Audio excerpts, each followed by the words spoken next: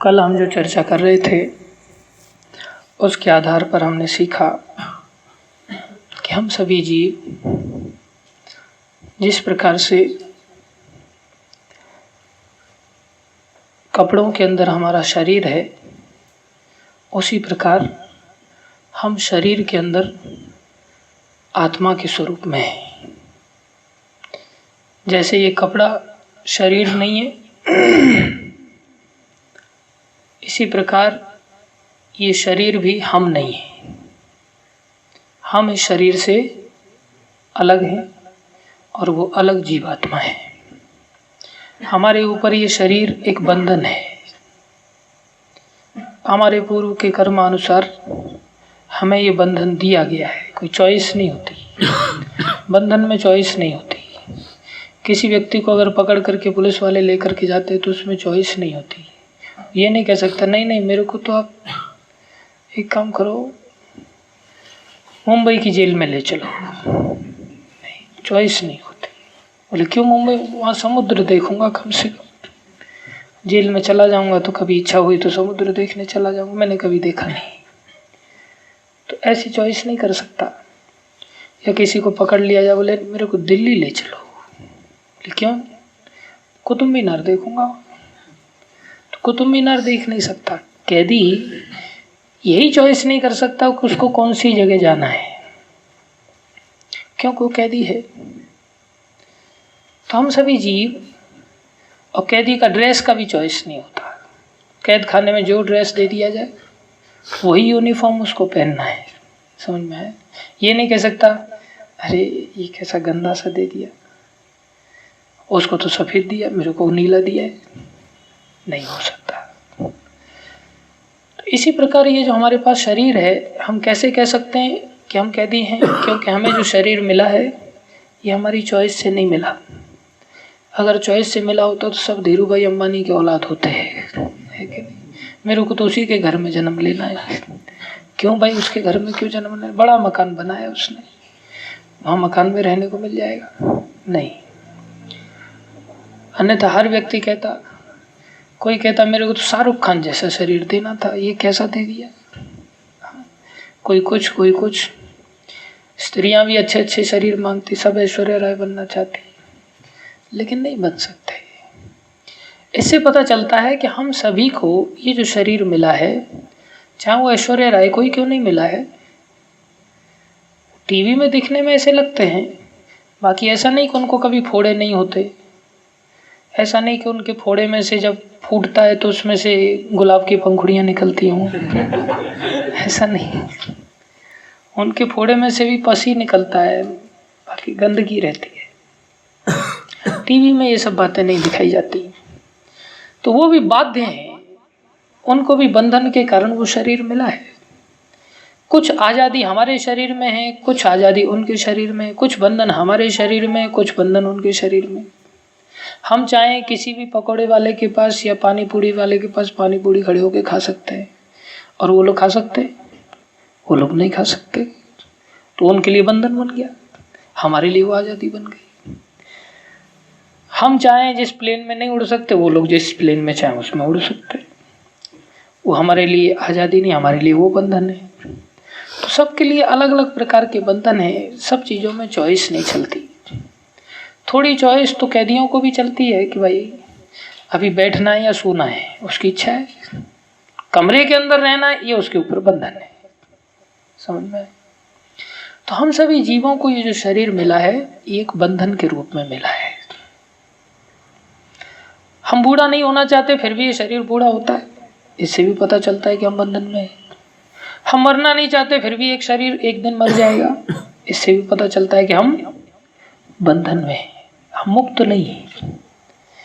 लेकिन सबसे पहली बात हम ये जाने कि हम इस शरीर से अलग हैं और बंधे हुए हैं। हम ये शरीर नहीं है। शरीर के द्वारा हमें क्या किया गया है? बांध दिया गया है। शरीर एक बंधन का सूचक है, कारण है। तो मनुष्य शरीर में ये बात हम समझ सकते हैं, जो बाकी किसी शरीर में समझ में नहीं आता। मनुष्य शरीर में ये बुद्धि विशेष दी गई है भगवान के द्वारा कि हम इन बातों को समझ सकते हैं। बाकी शरीरों में नहीं समझ सकते। अभी इस बात को समझना और समझ करके क्या करना फिर, कि एक बंधन से दूसरे बंधन में न जाएं। कई बार एक जेल से दूसरी जेल में जाता है, एक दंड से दूसरा दंड, दूसरे से तीसरा दंड, ये चालू रहता है। तो इस संसार में हमने बताया था 84 लाख प्रकार के शरीर हैं और वो सब दंड हैं। आत्मा को सबको दंड दिया गया, किसके द्वारा? 84 लाख प्रकार के शरीरों के द्वारा। उनमें से ये मनुष्य शरीर सर्वश्रेष्ठ शरीर। इस शरीर से हम चाहें तो अपने दंडों की इस प्रक्रिया को खत्म कर सकते हैं। यदि नहीं करते तो हम मनुष्य शरीर में भी दंड पाते और बाद में भी दंड पाते। जैसे कल बता रहे थे, हम दंड देते, अरे मूर्ख, इतना बढ़िया शरीर दिया तुमने, इसको ऐसे ही व्यतीत कर दिया। तो हमने क्या करना चाहिए? इस शरीर को इस प्रकार से जीना चाहिए जिससे कि हम हमेशा के लिए इस जन्म, मृत्यु, बीमारी और बुढ़ापा, birth, death, old age and disease, these are the 4 real problems of our life. भोजन, पानी, कपड़ा, मकान, दुकान, मोबाइल, ये हमारी रियल प्रॉब्लम नहीं है। पहले तो रोटी, कपड़ा, मकान होता था, आजकल रोटी, कपड़ा, मकान विद 4G हैंडसेट, ये एक बेसिक नीड हो गया है। और उसमें भी जियो की सिम होनी चाहिए, दूसरी सिम नहीं चलेगी। तो ये बेसिक नीड हो गया है। ये हमारी समस्याएं नहीं है, मनुष्य शरीर के लिए ये समस्या नहीं है। मनुष्य शरीर की वास्तविक आवश्यकता, वास्तविक समस्याओं का समाधान है, वह है birth, death, old age and disease. How I can stop the cycle of birth, death, old age and disease? That intelligence is required for the human beings. But हम लोग मनुष्य शरीर लेकर के भी उतना बुद्धि नहीं रखते और इसी पुनर्जन्म में फिर से चले जाते। तो इस पुनर्जन्म से बचने के लिए हमें तीनों गुणों से ऊपर उठना पड़ेगा। क्या करना पड़ेगा? तीनों गुणों से ऊपर उठना। इस संसार में रजोगुनी जीव इस संसार के स्तर पर रहते, भूमंडल पर रहते, उनको 2nd क्लास जेल है। जेल में भी 3 क्लास है, 3rd class, 2nd class, 1st class. अभी जैसे वो सुरेश दादा जैन रिहा हुआ ना, तो 1st क्लास जेल में रहता था वो, बढ़िया टीवी था, घर का सब टिफिन जाता था, सब कुछ 1st क्लास, लेकिन जेल में है। अब जब 1st क्लास ही तो निकलना क्यों चाहता है? क्योंकि जेल है ना, इसलिए निकलना। सारी सुविधाएं हैं लेकिन फिर भी निकलना चाहता है। क्यों निकलना चाहता है? क्योंकि वो एक जेल है, इसलिए निकलना चाहता है। तो इस संसार में 3 प्रकार के कैद खाने हैं, 1st class, 2nd class, 3rd class. इस सारे ब्रह्मांड को ही भगवान ने कैद खाना बताया है। मामोपेत्य पुनर्जन्म दुखालयम। दुखालय मतलब जिसमें क्या मिलेगा? दुख मिलेगा। ये क्या है? दुख आलय। औषधालय में क्या मिलेगा? विद्यालय में क्या मिलेगी? विद्या। मदिरालय में क्या मिलेगा? बियरालय में क्या मिलेगा?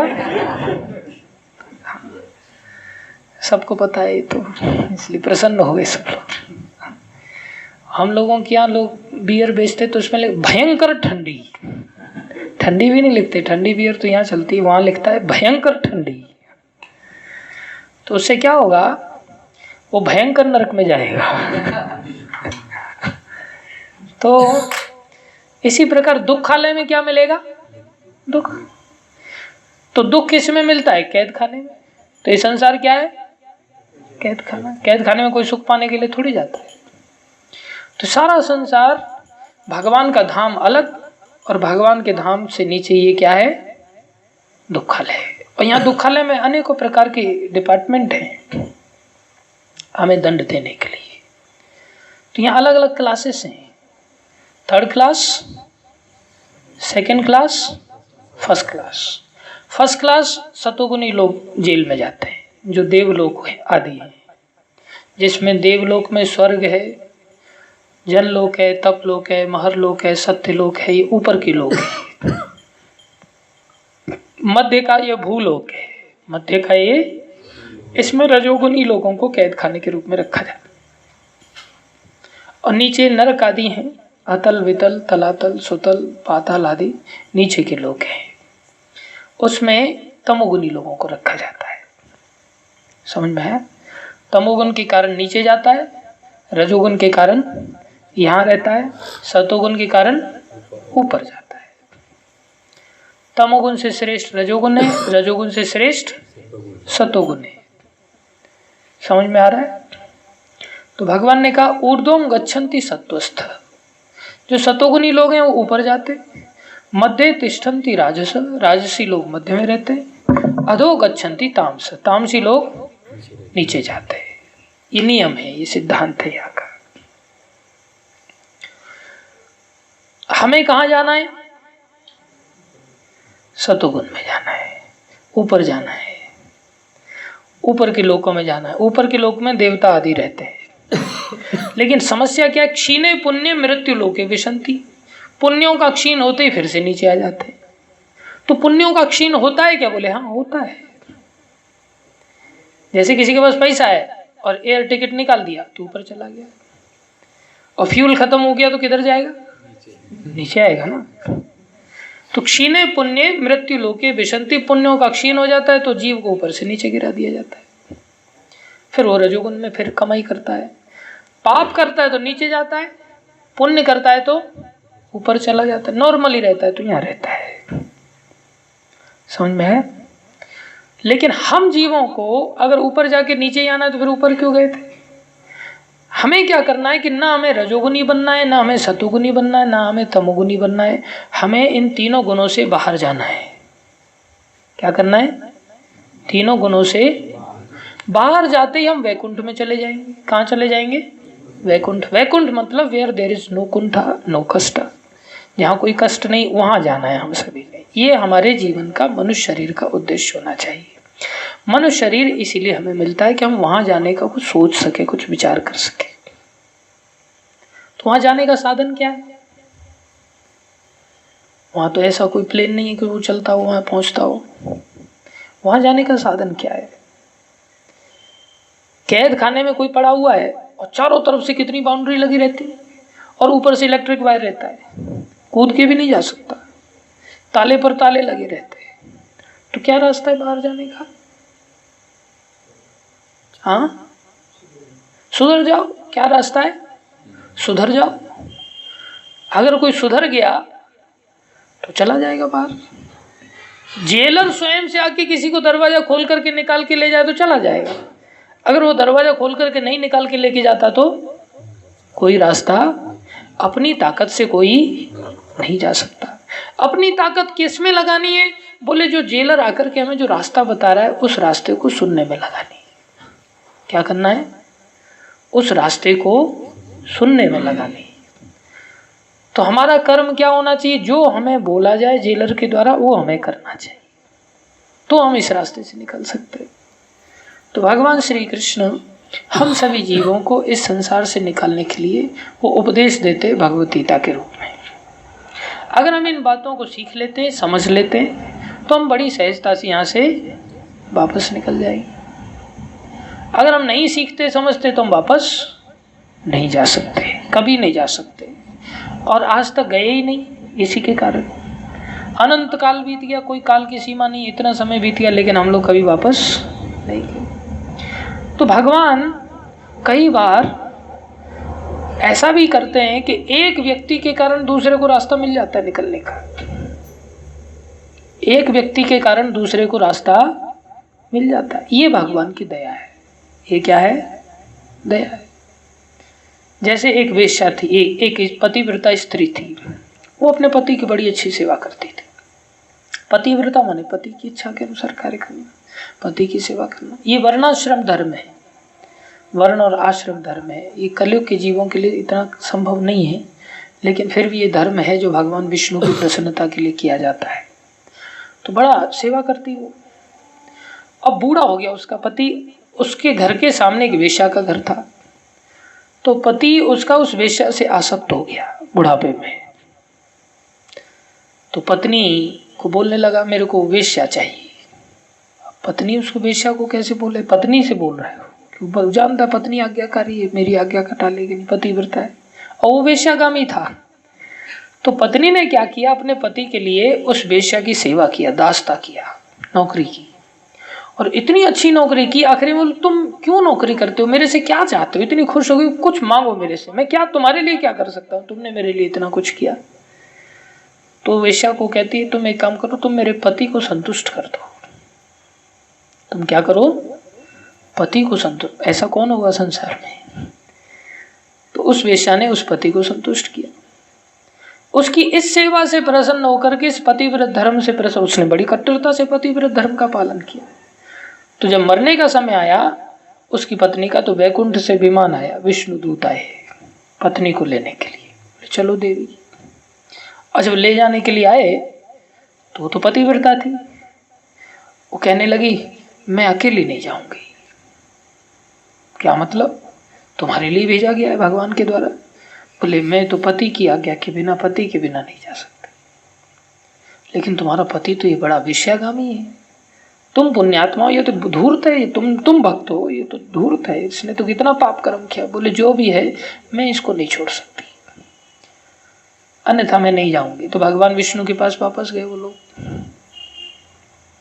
तो वापस गए तो भगवान ने कहा ऐसी समस्या है, लेकिन वो बड़ी अच्छी भक्त है, एक काम करो उसको भी ले आओ साथ में, उसको भी ले आओ साथ में। तो ये क्या है, दया है ना। अभी फूल है, फूल भगवान के चरणों में चढ़ गया, और उस फूल पर जो कीड़ा है वो भी तो भगवान तक पहुंच गया कि नहीं, लेकिन सहारा क्या लिया, फूल का सहारा लिया, तो कीड़ा भी पहुंच गया भगवान तक। और गेहूं है, उसमें घुन है, उसने गेहूं का सहारा ले रखा है, तो चक्की तक गेहूं गया तो घुन भी चला गया कि नहीं, तो वो भी पिस गया है कि नहीं। ऐसा होता है, हम किसका सहारा ले रहे हैं ये बहुत बड़ा निर्भर करता है। तो कौन व्यक्ति किसका सहारा ले रहा है डिपेंड करता है। कोई व्यक्ति है बोले मैंने कोई गलत काम नहीं किया, लेकिन मेरे को दाऊद के साथ एक फोटो खिंचाना है तो दाऊद के साथ फोटो खिंचा करके अगर न्यूज पर आ गया, या किसी पुलिस वाले को दिखा, देख मेरा फोटो, मैं साधारण नहीं स्टाइल में दिखाने लगा फोटो उसको, तो पुलिस वाला उस पर दया करेगा, तुरंत पकड़ के डाल देगा, क्योंकि उसने दाऊद का संग किया है। और बहुत सारे लोग पॉलिटिशियन के साथ फोटो खिंचाते, पुलिस वाले को दिखाते तो गाड़ी छूट जाती है, बैरियर से बाहर निकल जाते हो, देख मैं साधारण नहीं हूँ, मैं इसका आदमी हूँ, तो गाड़ी निकल जाती है उसकी, चाहे पक्का चोर है तो भी।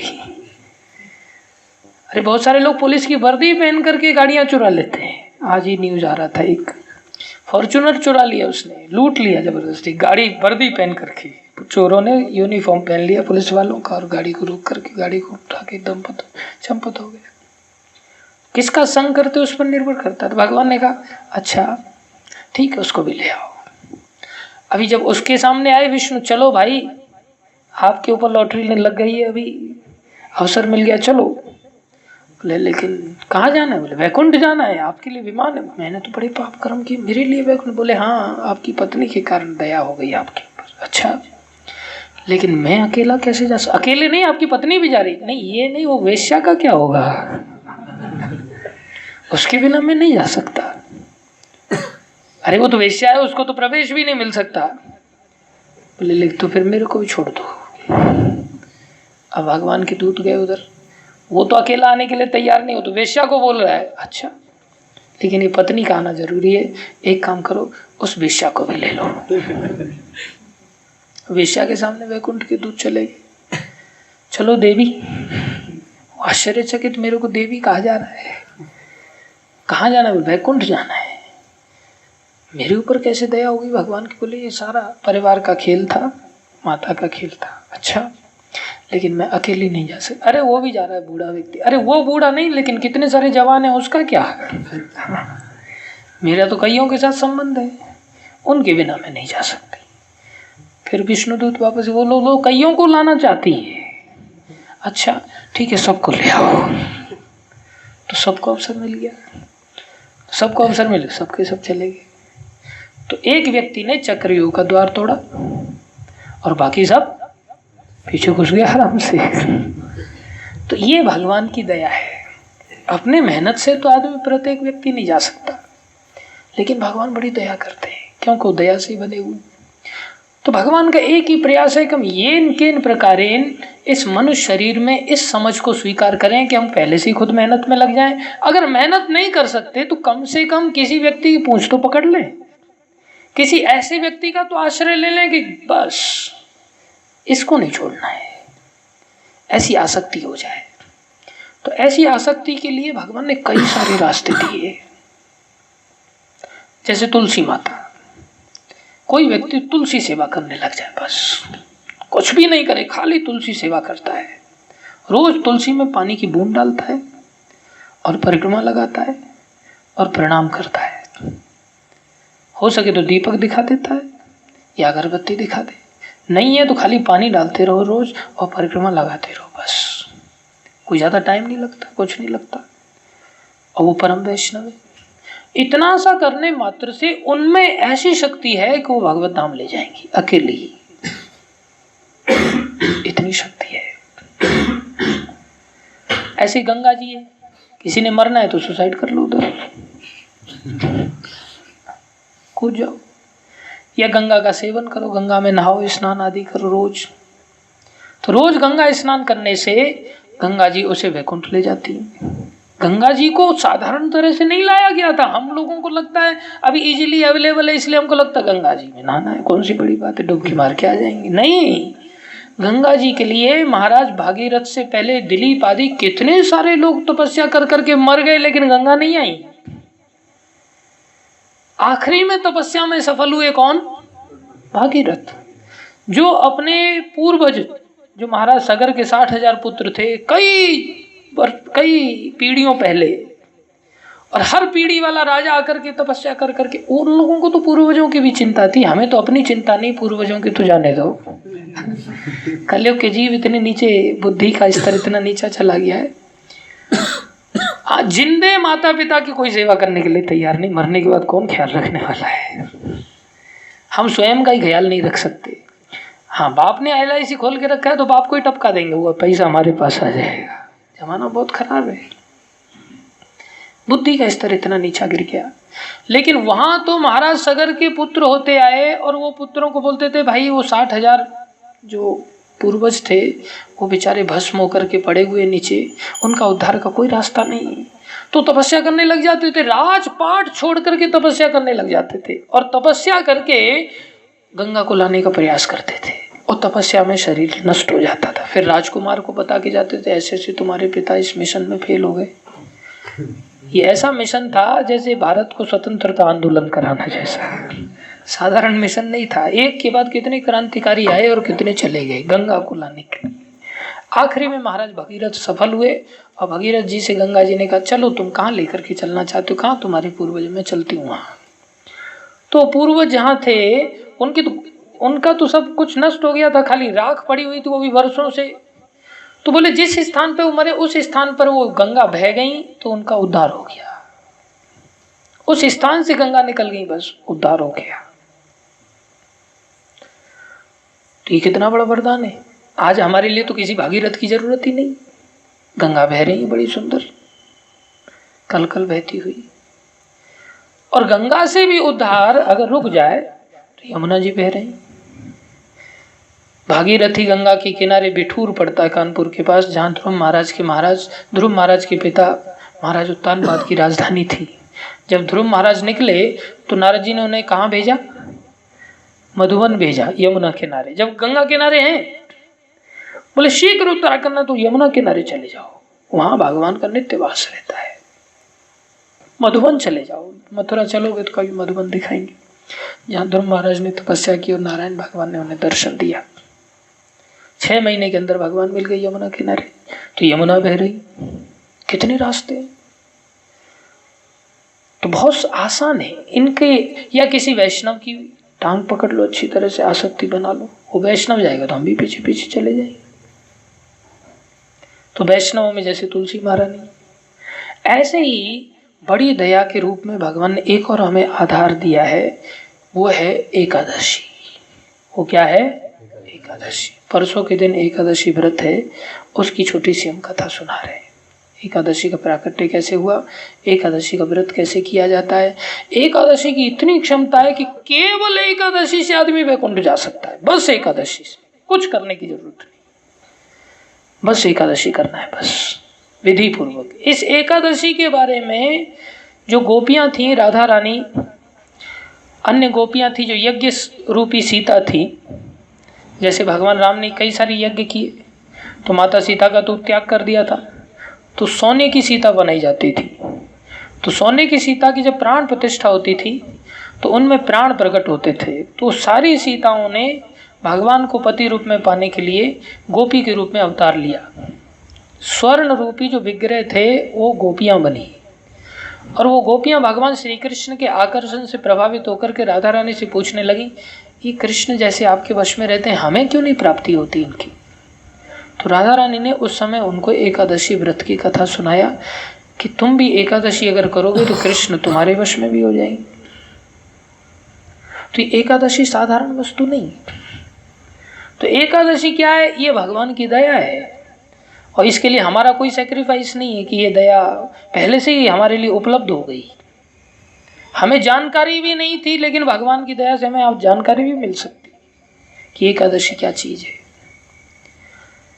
एक राजा थे महाराज रुक्मांगद, अयोध्यापुरी के राजा थे। तो अयोध्यापुरी के राजा, अयोध्या में उस समय इतना वैभव था कि सारे धरती के सम्राट थे, साधारण नहीं थे। तो उनका इतना धर्म आचरण था, कोई अगर धर्म से आचरण करे तो उसके पास सब कुछ आता है, और इतना आता है कि देवताओं के पास भी नहीं हो सकता। इतना वैभव, इतना धन, इतना लक्ष्मी उसके पास। आज हम सभी जीव लक्ष्मी के पीछे हैं, लेकिन लक्ष्मी भी तीन प्रकार की है।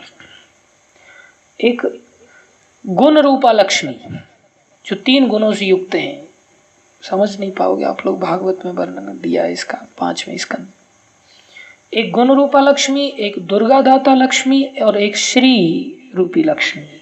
तीन प्रकार की लक्ष्मी। गुण रूपा लक्ष्मी जो संसार में तीन गुणों के रूप में हमें प्राप्त होती है, वो हमें गाड़ी बंगला, ऐश आराम, पहनना ओढ़ना, खाना पीना, ये जितना भी धन हमें प्राप्त होता है, ये गुण रूपा लक्ष्मी, ये नाश को प्राप्त कराती है।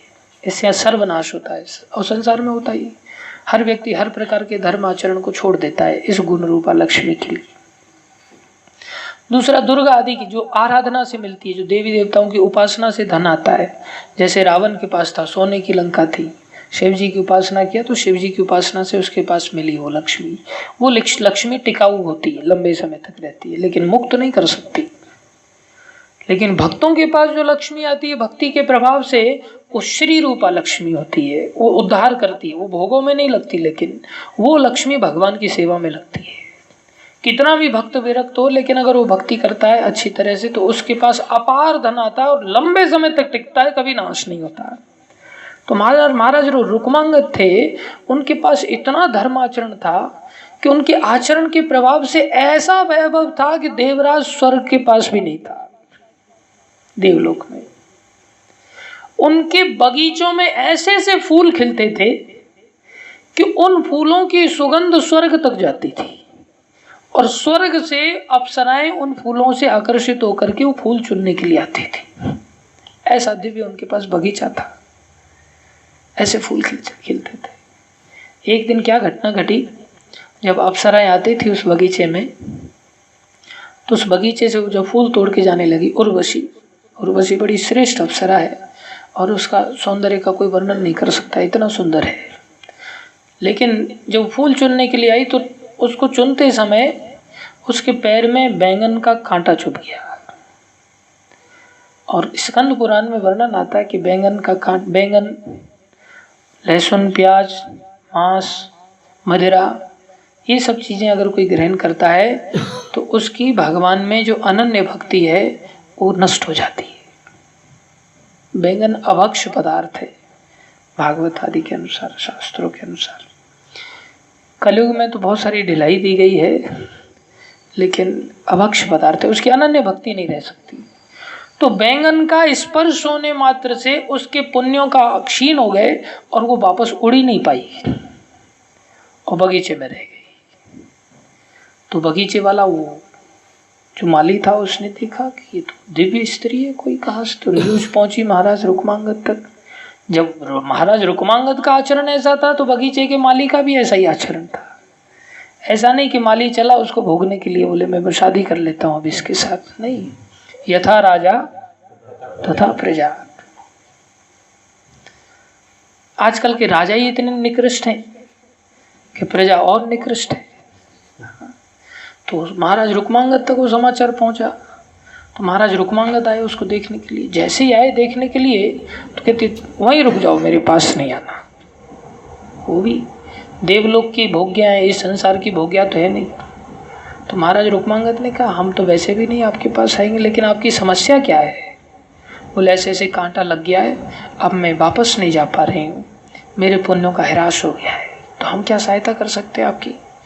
बोले अगर नगर में किसी व्यक्ति ने एकादशी का अगर व्रत रखा हो, फास्टिंग किया हो एकादशी का, और वो पुण्य अगर मुझे दान दे दे तो मैं वापस चली जाऊंगी। तो उन्होंने नगर में ढिंढोरा पिटवाया, ड्रम बजवा करके अनाउंसमेंट हुई, भाई किसी ने एकादशी रखा है क्या? उस समय एकादशी क्या कोई जानता ही नहीं। तो सब बोले हमने तो व्रत नहीं रखा, हमने तो व्रत नहीं रखा। वापस आए, बोले किसी ने भी व्रत नहीं रखा, कोई व्रत रखता ही नहीं, किसी को पता ही नहीं। तब उसने कहा कि कोई नहीं, किसी ने अगर अनजाने में भूखा रह गया हो, किसी ने एकादशी के व्रत की अगर विधि पूर्वक अगर व्रत ना किया हो, इसका तो विधि है, लेकिन अगर विधि पूर्वक व्रत ना किया हो, अनजाने में ही कोई भूखा रह गया हो, तो भी वो अगर पुण्य दे देगा तो उसके पुण्य के प्रभाव से मैं स्वर्ग चली जाऊंगी। अब तो फिर से अनाउंसमेंट चालू हुई, भाई कोई। तो एक जो बनिया था उसने, उसके यहाँ एक दासी थी, तो उसकी थोड़ी पिटाई लगा दी उसने, निर्दोष। उसने क्रोध में आकर के सारी रात कुछ खाया नहीं था उस दिन। तो वो जाकर के बोली, दीन थी, दुखी थी, विवश थी, लेकिन कुछ कर नहीं सकती थी। तो उसने कुछ खाया नहीं, उसने कहा कि हाँ मैंने नहीं खाया है। भगवान ने भाग्य खोल दी उसकी सहनशीलता के कारण। सहनशील होना बड़ा अच्छा है। तो भाग्य खोल दी, राजा के पास गई, राजा के पास जाकर बोले तुमने कुछ खाया पिया? नहीं, बोले कुछ नहीं। तो एक काम करो, संकल्प करके इसको तुम दान दे दो। तो संकल्प करके उसने दान दे दिया, मैंने जो कुछ भी खाया पिया नहीं है, अगर उसका जो भी पुण्य है मैं इस अप्सरा को दान देती हूँ। दान देते ही वो अप्सरा में पुण्यों की शक्ति के प्रभाव से उड़ गई। अब ये सब दृश्य महाराज रुक्मांगद ने अपनी आंखों से देखा, और जब ये देखा तो उनकी तो बड़ी निष्ठा बढ़ गई। कोई व्यक्ति बहुत सारी बातों को अगर सुनता है तो सुनते सुनते उसको समझ में आता है। बहुत सारी चीजें जरूरी नहीं हमें देखने पर ही भरोसा होगा। अभी जैसे हम लोगों ने पढ़ाई लिखाई किया, H2O = वाटर, देखा है कभी? लेकिन विश्वास है कि नहीं? क्योंकि बताने वालों ने ऑथराइज्ड सोर्स से हमें बताया जा रहा है तो हमें विश्वास हो गया। हमारा बाप कौन है देखा था हमने कभी? जब हमारा पैदा होने के लिए इंटरकोर्स हुआ तब हमने देखा थोड़ी था, लेकिन हमारी माँ ने हमें बता दिया, ऑथराइज्ड पर्सन ने बता दिया, हमने विश्वास कर लिया, निष्ठा बन गई, प्रीति बन गई, आदान प्रदान होने लगा। इसी प्रकार बहुत सारी बातें हम देख लेते तो और ज्यादा निष्ठा बन जाती है, सुनते तो भी निष्ठा बन जाती है। तो इन्होंने आंखों से देखा तो बड़ी निष्ठा बन गई। इन्होंने अनाउंसमेंट कर दिया सारे नगर में, बच्चे, बूढ़े, जवान, पशु, पक्षी, कोई भी है मेरे राज्य में अगर रहना चाहता है तो उसको एकादशी का व्रत करना पड़ेगा। कंपलसरी कर दिया है, लॉ बना दिया। और सारा राज्य उन्हीं का, तो सबको करना ही है, नहीं तो मरना पड़ेगा उसको। अब सब एकादशी कर रहे हैं, और एकादशी की शक्ति ऐसी कि सब एकादशी करने के कारण मृत्यु के पश्चात सब वैकुंठ जा रहे हैं। और ये कैद खाने का डिपार्टमेंट बहुत बड़ा है, तो अलग अलग डिपार्टमेंट है, और लोग नौकरी चाकरी करते हैं उन्हीं डिपार्टमेंट का ध्यान रखते हुए। तो जो लोग वकील बन जाते हैं वो भगवान से प्रार्थना करते हैं कि नहीं, वो प्रार्थना करते प्रभु रोज झगड़े होने चाहिए लोगों में, लूटपाट होनी चाहिए, चोरी चपाटी होनी चाहिए, दंगे फसाद होने चाहिए। प्रार्थना करते हैं कि नहीं? क्यों? उनकी नौकरी है भाई, उनकी जीविका उसी के ऊपर निर्भर करती है। लोग क्या क्या नहीं करते। अभी डिप्लोमा में लोगों का एडमिशन होना बहुत कम हो गया है, पॉलिटेक्निक आदि में लोग इतना एडमिशन नहीं लेते।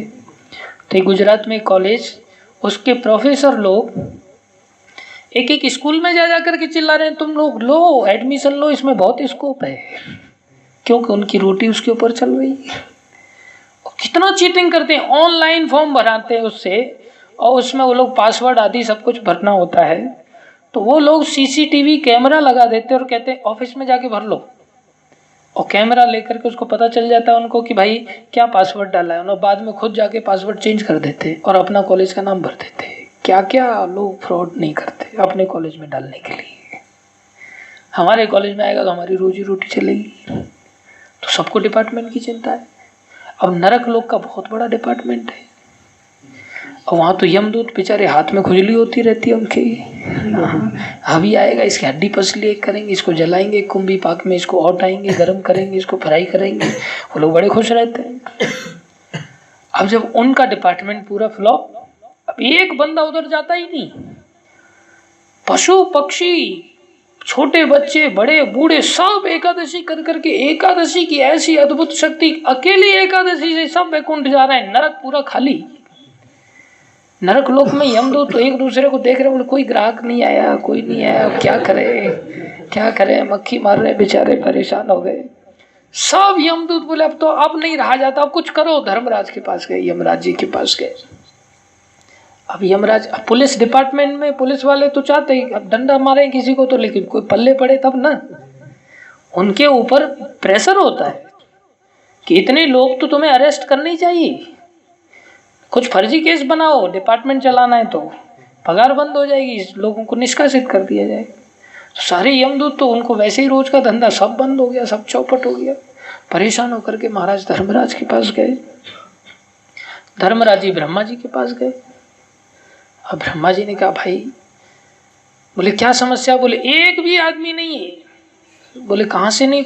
बोले रुक्मांगद का ही राज्य है, और सारे राज्य में उसने ढिंडोरा पिटवा करके कंपलसरी कर दिया, और सब एकादशी के, सारे एकादशी की दया से सब वैकुंठ को जा रहे हैं। एक भी आदमी नहीं आता, हम तो डिपार्टमेंट से फ्री हो जाएंगे, हमारी नौकरी चाकरी खत्म हो जाएगी। तब ब्रह्मा जी ने कहा ठीक है। उन्होंने बड़ी सुंदर स्त्री बनाया, और सुंदर स्त्री बना करके गया, जिसका नाम मोहिनी रखा। तुम इसको लेकर के जाओ। उर्वशी से भी सुंदर, उर्वशी की ओर तो उनका आकर्षण हुआ ही नहीं। तो सुंदर बड़े धर्मात्मा थे, वो मोहिनी को लेकर के देवराज इंद्र आए। और जब महाराज भ्रमण के लिए निकले हुए थे सरयू किनारे, तो वहाँ पर उन्होंने वेद मंत्र सुने, बड़ी मधुर आवाज में वो मोहिनी गा रही है। और ये स्त्रियों की विशेषता होती है, उनके गले में शहद की हंडी होती है, और मनुष्यों के गले में हड्डी होती है पुरुषों की। तो उनके गले से जब आवाज आती है तो कोई प्रसन्न नहीं होता, लेकिन स्त्रियों के गले में से जब आवाज निकलती है तो ये सारे म्यूजिक का सबसे बड़ा इंस्ट्रूमेंट है। पता आपको कितने सारे म्यूजिक के, ऑर्केस्ट्रा आदि के इंस्ट्रूमेंट सब फेल हो जाते हैं अगर नारी स्वर नहीं हो उसमें। तो और नारी स्वर लगा दिया जाए तो सब पीछे पीछे चलते उसके। नारी स्वर की बड़ी मान्यता है, इस संसार में रोक के रखने के लिए याद रखना चाहिए इस बात को भी। तो वो जब गाने लगी तो बड़े आकर वेद मंत्र गा रही थी, फिल्मी सॉन्ग गाती तो वो भी छोड़ देते, बेचारे धर्मात्मा थे। लेकिन वेद मंत्र सुनने लगे तो इतनी मधुर संस्कृत में गाने वाला कौन है, वो आकर्षित हो गए। देखा तो रूप बड़ा सुंदर, ब्रह्मा जी की बनाई हुई है, बहुत आकर्षित हो गए। बोले देवी हम तुमसे विवाह करना चाहते, जबकि विवाहित हैं, पुत्र भी है, सब कुछ है। नहीं, पहले राजा लोग कई सारी रानियां रख सकते थे। बोले एक कंडीशन है। बोले क्या? मैं जो कहूंगी वही होना चाहिए, वचन दो। बोले जो तुम कहोगे वही होगा। वो फूल के इतने लड्डू हो गए उसके ऊपर, जो तुम कहो, प्रतिज्ञा ले लिया उन्होंने। अभी वो वापस आए महल में तो उनकी पत्नी ने स्वागत किया, उनके पुत्र ने भी स्वागत किया। इतने धर्मात्मा थे, जबकि सौतेली माँ का कोई स्वागत नहीं करता। उनके पुत्र का नाम धर्मांगद था। पुत्र और पत्नी दोनों ने स्वागत किया और रहने लगी। 4-5 दिन बाद एकादशी थी, तो एकादशी दिन फिर ढिंडोरा, कल एकादशी है, कोई अन्न ग्रहण नहीं कर सकता। अनाउंसमेंट हुआ तो उसने भी सुना, बोले ये क्या नाटक है, वो तो आई थी तोड़ने के लिए, वो तो जॉब का एजेंट थी बेचारे यमलोक के वासियों के लिए। बोले ये क्या नाटक है, हम तो बिना अन्न के रह ही नहीं सकते, हमें तो रोज ये सब पूड़ी चाहिए, कचौड़ी चाहिए, ये सब समोसा चाहिए, अनेकों आइटम चाहिए, हम कैसे रहेंगे। बोले देवी हमारे राज्य में तो यही नियम। बोले फिर हम नहीं रह सकते ऐसे, आप इसको बंद कराओ। तो बंधे हुए थे। बोले मैं बंद तो नहीं करा सकता, आप इसके बदले कुछ और मांग लो, इसकी कीमत का जो तुम मांगना चाहो। बोले अगर ऐसा ही करना चाहते हो तो अपने पुत्र और अपनी पत्नी दोनों की हत्या कर दो, तो मैं अपने वचन से पीछे हटूंगी, नहीं तो आपको ये अनाउंसमेंट कराना पड़ेगा। तो महाराज ने क्या सोचा, एकादशी के दिन अगर कोई मर जाए तो उसका वैसे ही कल्याण है। और वो पत्नी और पुत्र दोनों आगे बोले हम मरने के लिए तैयार है। इतने धर्मात्मा थे क्योंकि निष्ठा देख रखी थी ना, निष्ठा पहले ही बन गई। जिस व्यक्ति की जिस क्रिया में निष्ठा बन जाती फिर वो हिलता नहीं है, चाहे संसार का कितना भी प्रलोभन हो जाए, ये निष्ठा होती है। हम लोग तो निष्ठा है ही नहीं, हम लोग तो बिना पैंदे के लोटे हैं, इधर से आवाती इधर लुढ़क जाते, इधर से आवाती उधर लुढ़क जाते। गंगा गए गंगादास, यमुना गए यमुनादास। कोई स्थान ही नहीं है हमारा, कोई स्टेबिलिटी नहीं है हम लोगों के अंदर। वो तो ऐसे निष्ठावान थे, नहीं प्राण चले जाएंगे लेकिन मैं इसका त्याग नहीं कर सकता। और उन्होंने तलवार उठाया, बोले बिना रोए दोनों की हत्या करो एक साथ। तो दोनों की हत्या करने के लिए बढ़े, दोनों ने गर्दन झुका दिया और तलवार पूरे प्रहार के साथ वो चलाने लगे। इतनी देर में पीछे से हाथ पकड़ लिया और भगवान विष्णु प्रकट हो गए। बोले तुम्हारे इस त्याग के कारण तुम्हें मैं वैकुंठ ले जाने आया, चलो मेरे साथ। बोले मैं अकेला वैकुंठ नहीं जा सकता, मेरी ये सब प्रजा जानी चाहिए, मैं इस प्रजा को छोड़ के नहीं जा सकता। तो सारी प्रजा उस समय वैकुंठ चली गई, जितने भी अयोध्यावासी थे। जैसे भगवान राम गए थे तो उस समय भगवान राम ने सारे अयोध्यावासियों को अपने बल से ले गए, ऐसे ही महाराज रुक्मांगद ने भी सारी अयोध्या को वापस ले गए। ऐसी शक्ति थी एकादशी के अंदर। तो एकादशी के अंदर ऐसी शक्ति कहाँ से आई, ऐसा प्राकट्य कैसे हुआ। एक शंखासुर नाम का असुर था, राक्षस था, उसका भगवान ने विष्णु भगवान ने वध कर दिया था। उसका पुत्र था मुरा। तो जो मुरा राक्षस था इसने बड़ी तपस्या किया।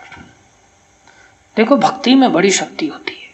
असुर लोग तपस्या करने में बड़े माहिर होते हैं, हार जाएंगे लेकिन फिर भी, लेकिन असुर हैं इसलिए अधोगच्छन्ति तामस, नीचे भी गिरते। तामसी लोग हैं इसलिए नीचे तो आना पड़ेगा, लेकिन तपस्या करके बहुत ऊपर तक जा सकते। तो उसने इतनी तपस्या किया हिरण्यकश्यपु की तरह कि ब्रह्मा जी के पास गया वरदान मांगने के लिए। ब्रह्मा जी प्रकट होकर के आए, भाई क्यों तप रहा है इतना, वरदान मांग ले। उनका तो एक ही वरदान है, मैं मरूं नहीं, अमर हो जाऊं बस। ब्रह्मा जी बोले, लोमश ऋषि भी चिंतित है बेचारे, उनकी एक रोम में मेरे जैसे कितने सारे ब्रह्मा आके चले जाते। भाई मैं खुद अमर नहीं हूं, मैं तेरे को अमर कैसे बना सकता हूं। तो बड़ा चालाक था हिरण्यकश्यपु की तरह। तो उसने कहा पूरे देवलोक में मेरे को कोई नहीं मार सके, कोई भी जाति मेरा हाथबद्ध नहीं कर सके, और स्वयं आप भी मुझे न मार सके, शिव जी भी मुझे न मार सके, और विष्णु भी न मुझे मार सके, मैं मरूं नहीं ऐसा। तो अब उसने हाथ खड़े कर दिए ब्रह्मा जी ने। तो उसने चालाकी से वरदान में कोई मार ही नहीं सके मुझे, जो भी सृष्टि के अंदर है, और इनमें सर्वश्रेष्ठ ब्रह्मा विष्णु और महेश। बोले विष्णु भी नहीं मार सके, कोई नहीं मार सके मुझे। तो ब्रह्मा जी बड़े टेंशन में आ गए, अब ये तो बड़ा राक्षस चारों तरफ तहलका मचा देगा, हाहाकार मचाएगा, लेकिन अब करें क्या। तपस्या में ऐसी शक्ति कि तपस्या इतनी तीव्र कर रहा है कि उसकी तपस्या से ही सारा ब्रह्मांड चल रहा है। तो बड़े टेंशन में आके भगवान विष्णु से आराधना, प्रभु आप तो सर्वज्ञ हैं और आप तो कोई ना कोई नया आइडिया निकाल के इसको मार ही देंगे, लेकिन मेरी आपसे प्रार्थना है मेरे वचन की रक्षा करना, और मैं इसे अब वरदान दे ही रहा हूँ। तो उन्होंने तथास्तु कह के वरदान दे दिया। और जैसे ही उसको वरदान मिला चढ़ाई कर दी उसने, इंद्र आदि के वो सबको बंदी बना लिया। और सब बंदी बन गए, सब हाहाकार करते हुए ब्रह्मा आदि के पास पहुंचे, सब भगवान विष्णु की शरण में गए। भगवान विष्णु ने कहा ठीक है तुम जाओ वापस, समय आने पर मर जाएगा वो। भगवान विष्णु आए उससे युद्ध करने के लिए। अब युद्ध लड़े जा रहे हैं, लड़े जा रहे हैं। देखो याद रखो, हमारे वचन को पालने की शक्ति भी हमें नहीं है। भगवान श्री कृष्ण या भगवान विष्णु और कृष्ण में कोई भेद नहीं है। वे सत्य काम है, सत्य व्रत हैं। स्वयं के वचन की भी वही रक्षा करते और हम जीवों के वचनों की भी वही रक्षा करते। भगवान कहते हैं मेरे भक्त का वचन में कभी टलने नहीं देता। खुद का वचन टल जाए लेकिन भक्त का प्रण न टलते देखा। ऐसी भगवान की दया है भक्तों के ऊपर। तो भगवान ने देखा ब्रह्मा जी ने इन्हें वचन दे रखा है, तो 100 दिव्य वर्षों तक उससे युद्ध लड़ते रहे और मर ही नहीं रहा है। अब मरने में मारने में तो देर नहीं है उनको, लेकिन अब ब्रह्मा जी का वचन रखने के लिए, क्योंकि ब्रह्मा जी भक्त हैं उनके, उनका वचन रखने के लिए वो मार नहीं रहे उसको। 100 वर्षों तक उलझाए रखा। बाद में भगवान विष्णु एक गुफा में बद्रिकाश्रम में चले गए और गुफा में जाकर के आराम करने के लिए सो गए। जैसे मुचकुंद से भगवान भाग गए थे तो भगवान का नाम क्या पड़ा? रण छोड़ रहा है। रण छोड़ करके जो भगवान भाग गए और जाके उस समय भी भगवान ने नाटक किया, लेकिन स्वयं न सो करके मुचकुंद के ऊपर अपना पीताम्बर उड़ा दिया। हो गया सो रहा है यहाँ करके क्या नाटक कर रहा है, भाग करके आया, कायर कहेंगे, मारी लात। और मुचकुंद को तो वरदान था कि जैसे ही उठेगा जिसको देखेगा उसको भस्म कर देगा। तो उसने जैसे ही चादर हटाया देखा तो बड़ी बड़ी दाढ़ी, तो उसको आश्चर्य हो गया ये कौन सो रहा है। देखने की देर थी तो देखते बेचारा भस्म हो गया वहीं पर। फिर भगवान प्रकट हुए पीछे से, फिर मुचकुंद को आशीर्वाद दिया। लेकिन यहाँ भगवान ने क्या किया, खुद ही लेट गए आराम करने के लिए। अभी ढूंढते पीछे से चला गया। अब ये भगवान की विचित्र लीला है। भगवान खुद मार सकते हैं लेकिन भगवान लीला कर रहे हैं। तो भगवान लेट गए तो ये भगवान को सोते हुए ही मारने चला। और जब सोते हुए मारने चला तो भगवान की दिव्य शक्ति, भगवान के शरीर से एक शक्ति प्रकट हुई, एक देवी प्रकट हुई सोते समय। दुष्ट, तुम ऐसा अपराध करता है, सोते हुए व्यक्ति के ऊपर आघात करता है। तो बोले तुम कौन हो, मेरे को विष्णु मार नहीं सकते। तो 100 वर्षों तक भगवान नहीं मार पा रहे थे, लेकिन माता ने 5 मिनट में उसका सफाई कर दिया। और 5 मिनट में राम नाम सत्य हो गया उसका। भगवान विष्णु उठे, सब जय जयकार करने लगे देवता लोग। बोले देवी आप कौन? बोले प्रभु मैं आपकी दासी। बोले कहाँ से? आप ही के शरीर से मैं प्रकट हुई। ये दुष्ट आघात कर रहा था मैं सहन नहीं कर पाई, मैंने इसका वध कर दिया। आपकी दया से मेरा प्रकट हुआ। तो भगवान ने कहा कि तुम एकादशी के दिन प्रकट हुई हो इसलिए तुम्हारा नाम एकादशी हो। और बड़े सारे वरदान दिए भगवान ने। तुम्हारा जो व्रत करेगा, तुम्हारा जो पूजन करेगा वो मेरी अनन्य भक्ति को प्राप्त करेगा। ये भगवान ने एकादशी को प्रकट कराने का इतना बड़ा लीला किया हम जीवों के लिए। बोले एकादशी के दिन व्रत करने मात्र से अनन्य भक्त बन जाएगा। इसको कहते हैं माधव तिथि भक्ति जननी। ये जो एकादशी है ये क्या करती है, भक्ति को जन्म देने वाली है। आज हम लोगों के हृदय में भक्ति है ही नहीं, तो भक्ति को जन्म देती है। साक्षात भगवान का ही दिवस है ये माधव तिथि। माधव तिथि माने पूरा भगवान का ही स्वरूप है, भगवान का ही दिन है। उल्टा ये एकादशी का श्रेष्ठत्व तो इतना बताया गया कि जन्माष्टमी आदि से भी श्रेष्ठ है। भगवान का जो श्री कृष्ण जन्माष्टमी, गोपाल अष्टमी आदि होती है जिसमें हम व्रत करते हैं, ये एकादशी उन व्रतों से भी श्रेष्ठ है। और इतने सारे वरदान दिए भगवान ने कि बस तुम्हारा आश्रय लेने मात्र से जीव इस संसार के पुनर्जन्म से वापस आ जाएगा, केवल एकादशी का आश्रय लेने से। तो जब ये आश्रय मिल गया तो सब वैकुंठ को जाने लगे, एकादशी का पूजन करते। एकादशी का विधि है, क्या विधि है? 10वीं से और 12वीं तक इसका व्रत चलता है। 3 दिन का इसका व्रत होता है। बाकी व्रत कोई करे ना करे उसकी इच्छा है। एकादशी के व्रत में कोई चॉइस नहीं चलती। एकादशी का व्रत तो प्रत्येक व्यक्ति को करना होता है। क्यों करना होता है इसका भी वर्णन है। एकादशी का व्रत कैसे होता है? 10वीं से शुरू होता है और द्वादशी तक चलता है। तो 10वीं के दिन व्यक्ति को एक बार अन्न खाना होता है। कितने बार? एक बार अन्न खाना चाहिए। कौन से दिन? 10वीं के दिन। अगर दूसरे बार भूख लगती है तो उसको व्रत का कुछ बना के खाना चाहिए। व्रत वाले आइटम होते हैं ना, भगर होती है, आलू होता है, दूध है, दही है, फल फलहरी आदि है, ये सब खा सकता है 10वीं के दिन। और एकादशी के दिन उसने पानी भी नहीं ग्रहण करना चाहिए। एकादशी के दिन पानी भी नहीं ग्रहण करना चाहिए। और रात्रि को जागरण करना चाहिए। पानी ग्रहण नहीं करोगे तो आसान हो जाएगा जागरण करना नहीं पड़ेगा। रात्रि को जागरण करना चाहिए। दूसरे दिन जल ग्रहण करके व्रत का पारायण करना चाहिए। और दूसरे दिन भी एक ही बार अन्न खा सकते हैं। अगर भूख लगती है तो व्रत का कुछ खा सकते हैं। समझ में आया?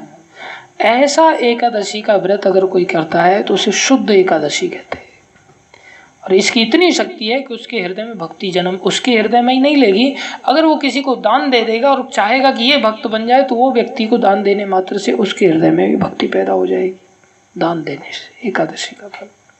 कोई व्यक्ति को हम प्रचार कर रहे हैं, भक्त नहीं बन रहा है, तो उसको एकादशी का फल दान कर दो। इतनी शक्ति है। और ऐसा करने से द्वादशी तक तब उसका व्रत पूर्ण होता है। उस दिन केवल भगवान का कीर्तन करे, भगवान का भजन करे। तो एक माला अगर कोई बाकी दिन में करता है और एक माला एकादशी के दिन करता है तो बाकी दिन में 1000 माला के बराबर होती है। ये एकादशी का फल है, अपार फल है। इसका कोई फल का वर्णन ही नहीं कर सकता। इतना फल है एकादशी का व्रत करने का। जब एकादशी का ऐसा व्रत होने लगा तो पाप पुरुष जो जीवों को पाप के लिए प्रेरित करता है, समझ में आया?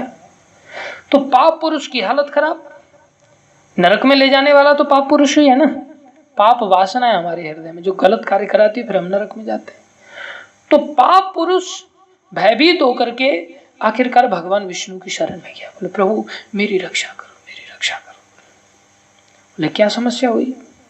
बोले मैं जिधर जाता हूं उधर एकादशी त्रिशूल लेकर के मेरे पीछे भागती है, मुझे कहीं बचने का ठिकाना नहीं।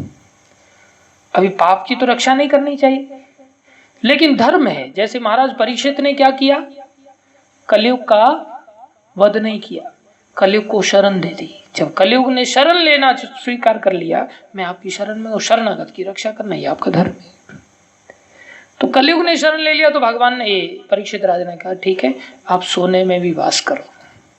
4 चीजों में तो वास करो ही, जहाँ मदिरापान है, जहाँ व्यभिचार है, जहाँ मांसाहार है और जहाँ जुआ सट्टा है, इन 4 जगहों पर तुम वास कर सकते। बोले यहाँ तो मैं सदैव रहता हूँ, इसके लिए आपको अलॉटमेंट करने की जरूरत नहीं है। तो उन्होंने फिर कहाँ जाना? बोले सोने में चले जाओ। तो सोने में चला गया। मार नहीं सकते थे, जबकि मारना चाहिए था उसको, लेकिन शरणागत की रक्षा करना ये राजा का धर्म है। तो जब भगवान विष्णु की शरण ले ली पाप पुरुष ने, मेरी रक्षा करो, मेरी रक्षा करना आपका कर्तव्य है, तब भगवान ने उसे शरण दिया। बोले एक काम करो, एकादशी के दिन तुम अन्न में प्रवेश कर जाओ। क्या करो? अन्न में प्रवेश कर जाओ। और वो अन्न में प्रवेश कर गया। और अन्न के सूक्ष्म रूप में भी प्रवेश कर जाओ। अन्न जिनसे पैदा होता है उस पत्ते में भी चले जाओ। उस पत्ते में भी चला गया सूक्ष्म रूप से। तो जो भी व्यक्ति एकादशी के दिन अन्न खाता है उसके अंदर पाप वृत्तियां पैदा हो जाती हैं और वो पाप कर्म करने लगता है। और every action has equal and opposite reaction. उसको हर बुरे कर्म का दंड भोगने के लिए उसे नरक में जाना पड़ता है। फिर तो नरक में लोगों की भीड़ जाने लगी। वो उन बेचारे नौकरी वाले बराबर खुश हो गए। तो एकादशी के दिन चॉइस नहीं है किसी भी व्यक्ति के पास, मैं चाहूंगा तो करूंगा, नहीं चाहूंगा तो नहीं करूंगा। No, you have to do. At least उस दिन आप अगर नरक से बचना चाहते हो, भगवत धाम नहीं जाना चाहते हो, मत जाओ। तो आप नरक से बचना चाहते हो तो क्या करो? अन्न मत खाओ। क्या मत खाओ? अन्न मत खाओ। आपको भूख लगती है तो आप पानी पी लो, पानी के बिना भी नहीं रह पाते, दूध आदि पी लो, तो भी नहीं रह पाते, फल फलादी खा लो, वो भी नहीं रह पाते, भगर आदि की खिचड़ी खा लो, आलू वगैरह बना लो। 2 टाइम में पेट नहीं भरता, 4 बार खाओ, 4 बार से भी नहीं रह पाते, 15 बार खाओ, लेकिन अन्न मत खाओ। और फिर भी नहीं भर रहा है तो खाते ही रहो, लेकिन अन्न मत खाओ। और फिर भी अन्न की लालसा है तो गहरे के कुएं में छलांग लगा दो। मर जाना अच्छा है, लेकिन नरक में नहीं जाना चाहिए, और कोई रास्ता नहीं। और भगवत धाम जाना चाहते हो तो शुद्ध एकादशी, भगवत धाम नहीं, इस संसार का कोई भी फल पाना चाहते हो, कोई भी फल एकादशी से मिल जाएगा। अच्छी पत्नी चाहते हो तो एकादशी करो, अच्छी पत्नी मिलेगी। अच्छा पति चाहते हो एकादशी करो, अच्छा पति मिलेगा। नौकरी चाहते हो, अच्छा एकादशी करो, नौकरी मिलेगी। साइंस के अनुसार भी हमें ऐसा व्रत रखना चाहिए। एक साइंटिस्ट, ये एक घटना हमें दंडी महाराज बता रहे थे, जो नासा के चेयरमैन रह चुके हैं। नासा का चेयरमैन बनना कोई साधारण बात नहीं है। नासा के अंदर घुसना ही बहुत बड़ी बात है, वहाँ का स्वीपर बनना भी बहुत बड़ी बात है। लेकिन वो नासा के चेयरमैन हैं, सन्यासी हैं, महाराज हैं, वो वृंदावन में आए हुए थे। वो बता रहे थे कि वैज्ञानिक रीति से भी एक साइंटिस्ट है, उसको नोबेल प्राइज मिला। उसने रिसर्च किया। क्या रिसर्च किया उसने? कि अगर कोई व्यक्ति 1 हफ्ते के अंदर शरीर को कुछ भी नहीं देता, पूरी तरह से शरीर के सारे फंक्शन को, भोजन आदि को, भोजन से ही सारे शरीर की प्रक्रियाएं चलती हैं, शट डाउन कर देता है, तो उसके बहुत सारे सेल्स जो रीजनरेट नहीं हो रहे थे वो जनरेट होने चालू हो जाते हैं। अब कंपनी भी चलती है, मशीनें चलती हैं, तो मशीनों को भी शट डाउन करना पड़ता है। मेंटेनेंस डे होता है उस दिन, छुट्टी के दिन मेंटेनेंस होता है, तब जाके मशीन काम चलती करती रहती। तो उसने रिसर्च किया कि अगर कोई ऐसा करता है तो उसको कैंसर नहीं हो सकता, उसको कैंसर नहीं हो सकता। सारा शरीर एकदम बंद हो गया। अब सारा शरीर में ऑटोमेटिक सारी डिजीज को खत्म करने की प्रक्रिया चालू हो जाती है अपने आप। लेकिन उसको फुर्सत दोगे तब चालू करेगा ना वो। आप फुर्सत ही नहीं दे रहे उसको, तो बेचारा वो आप जो भोजन सप्लाई कर रहे हो ऊपर से उसी में लगा हुआ है, बाकी उसे फुर्सत ही नहीं है, पीछे जो खराब हो गया उसको रिपेयर कर ले। रिपेयर करने का टाइम ही नहीं। जबकि शरीर के अंदर ऑटोमेटिक किसी भी बीमारी को ठीक करने की सुविधा है। जैसे अगर कोई जल जाए तो जलने के बाद छाला पड़ जाता है, तो पानी भर जाता है उस जगह पर, वो पानी को हम लोग फोड़ देते हैं और घाव बन जाता है। अगर आप मत फोड़ो उसको तो कोई दवाई लगाने की जरूरत नहीं, वो पानी ही उसकी औषधि है। अपने आप शरीर ने उस जगह पे पानी निकाल के इकट्ठा करके जमा कर दिया, और वो पानी उसकी जलन को शांत कर देगा, और वो पानी ही उसे ठीक कर देगा। बस आपको थोड़ा संभालना है कि वो फूटे नहीं। लेकिन हम लोग जानते नहीं, तो फोड़ डालते उसको और घाव बना लेते। इसलिए शरीर का ये सिस्टम है। इसलिए अगर आप पहले भारतीय संस्कृति में चले जाओ तो हमारे भारत के पहले लोग कितने व्रत रखते थे, तो किसी में कैंसर नहीं पाया जाता था। और आजकल तो फास्ट फूड, जिस दिन खाने का दिन है उस दिन भी ऐसा सोचते हैं आज तो उड़ाने का दिन है, खाओ मत, हर चीज को घुसाओ जबरदस्ती। इतना पब्लिक घुसा देती है कि मेंटेनेंस का तो कोई प्रोग्राम ही नहीं है कहीं।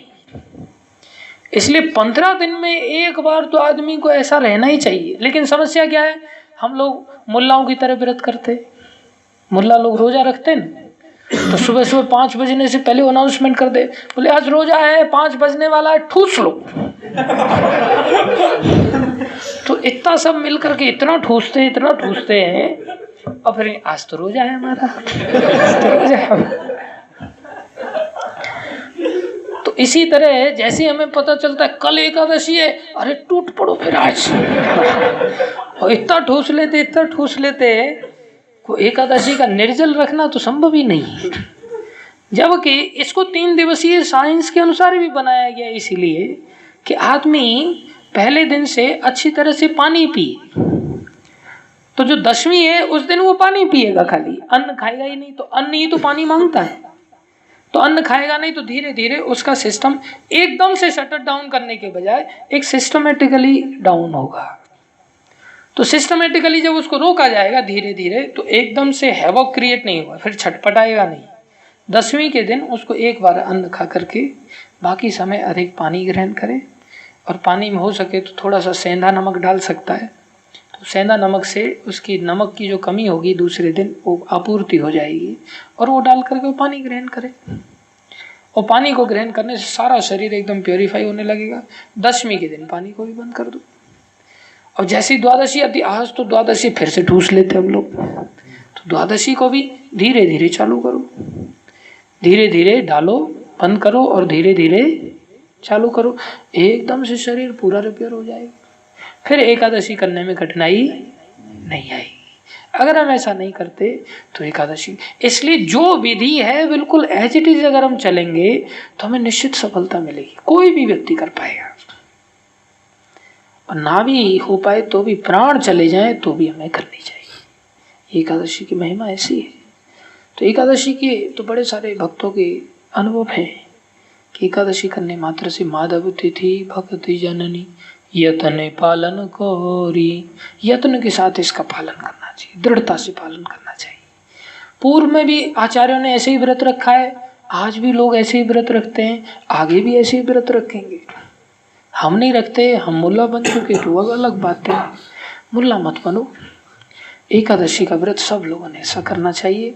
और अगर एकादशी का व्रत करेंगे तो हम कितने भी पापी तापी कैसे भी रहे, वेश्यागामी, ब्राह्मणों के हत्यारे, गुरु हत्यारे, न जाने कैसा कैसा मांसाहार मदिरा, लोग न जाने कैसे कैसे जघन्य पाप कर्म करते हैं, कितने जीव तड़पते हैं, एक एक पाप का दंड मिलता है, एक एक पाप का। मजाक में भी अगर किसी जीव की हत्या किए, जीव को सताए, उसका भी दंड मिलेगा, निश्चित मिलेगा। Ignorance has no excuse. इसलिए एकादशी का आश्रय ले लो तो अपने आप भक्ति पैदा हो जाएगी, भक्ति पैदा हो जाएगी, अपने आप ही हम सब कुछ कर पाएंगे। तो परसों के दिन एकादशी है, फॉर योर काइंड इन्फॉर्मेशन। कल के दिन 10वीं है, तो कल के दिन हम लोगों ने एक बार अन्न खाना चाहिए और एक बार व्रत का खा सकते हैं। तो सुबह में अन्न खा सकते हैं, शाम को व्रत वाला कुछ खा सकते हैं, और परसों के दिन फिर एकादशी है, उस दिन जलाहार नहीं लेना, वायुपान कर सकते। और द्वादशी के दिन अतर 26 को, उस दिन हम सुबह सुबह पारायण कर सकते हैं, कुछ व्रत वाला आइटम खा सकते हैं, और फिर धीरे धीरे अन्न खा सकते हैं। ठीक है, पानी पी सकते हैं, फिर धीरे पेट साफ होगा, बढ़िया एकदम पूरा सिस्टम आप खुद ही देखोगे एकदम रीजनरेट हो जाएगा। तो ऐसी भक्तों से याचना करते हुए, और रात्रि को सबने जागरण करना है, कीर्तन करना है। अद्भुत कार्य होते हैं, इससे सब कुछ संभव है। ऐसी कई घटनाएं हैं। एक लड़की वो एक बाबा जी के पास गई, वो कहने लगी कि मेरी शादी नहीं हो रही, अच्छे लड़के से शादी करनी। तो उन्होंने कहा तो कुछ करना पड़ेगा। बोले क्या करना पड़ेगा? बोले तपस्या करनी पड़ेगी। क्या तपस्या? बोले एकादशी कर लो। तो बोले मैं एकादशी तो व्रत रखते। बोले ऐसे नहीं, तुम जैसे रहते हो वैसे नहीं। अभी हम वृंदावन में थे, अब हमें डायबिटीज़ है, तो महाराज ने पूछा, वही महाराज ने पूछा हमें, सबसे पहले हम प्रणाम किए तो पूछा एकादशी रखते हो? बोला हाँ महाराज रखते हैं। कैसे रहते हो? मैं बोला जब डायबिटीज़ नहीं थी तब तक तो निर्जला रहते थे, अभी जला फला रहते, खा पी के रहते अभी। तो ये बड़ी समस्या है, डायबिटीज हो गई तो खाना चालू कर दिया। नहीं, बंद करो इसको। ये तो बीमारियों की बीमारी को बढ़ाएगी नहीं, ये तो सारी बीमारियों को रिकवर करती। तब उन्होंने बताया कि वो साइंटिस्ट जिसने ऑटोफ्रेजी में जो है नोबेल प्राइज लिया है, कैंसर जैसे रोगों को ठीक करती है। तुम सोच रहे हो डायबिटीज बढ़ जाएगी तुम्हारी? तो मेरे को बड़ा उत्साह मिला। फिर मैंने मेरा वैद्य जिससे मैं ट्रीटमेंट ले रहा हूँ उसको मैंने फ़ोन लगाया, भाई मेरी दवाई अगर एक दिन के लिए बंद किया, पानी नहीं पिया तो चलेगा क्या? उसने भी दया करके बोल दी हाँ चलेगा। तो फिर उस समय फिर एकादशी ऐसी हो गई वृंदावन में, तो और कुछ भी नहीं पता चला। शरीर ठीक ठाक रहा, कोई डायबिटीज बढ़ी नहीं, उल्टा कम ही होगी, डायबिटीज कम ही हो जाएगी, बढ़ेगी क्या, रोगी इतना अच्छा है। खैर हमें किसी भी दशा में ये एकादशी का व्रत रखना चाहिए, ठीक है। और ये एकादशी की आश्रय लेने से हमारा निश्चित उद्धार हो जाएगा। बस एकादशी का व्रत रखो, 15 दिन में रात्रि को जागरण करो, जय जयकार है। पढ़ाई अच्छी होगी, रात भर जागरण होगा तो उससे क्या होगा, ऊर्ध्वम गच्छन्ति सत्वस्था, हम हमेशा के लिए भगवान के धाम को चले जाएं। यही मनुष्य शरीर का फल है। तो कल के लिए आप सभी लोग उस प्रकार से मन बनाओ और सफल हो जाओ। बोलो जगत गुरु शिल प्रभुपाद की जय, अनंत कोटि वैष्णव वृंद की जय, आप सब भक्तों की जय। तो आज एक भक्त का जन्मदिन है, तो सभी लोग थोड़ा उसके जन्मदिन पर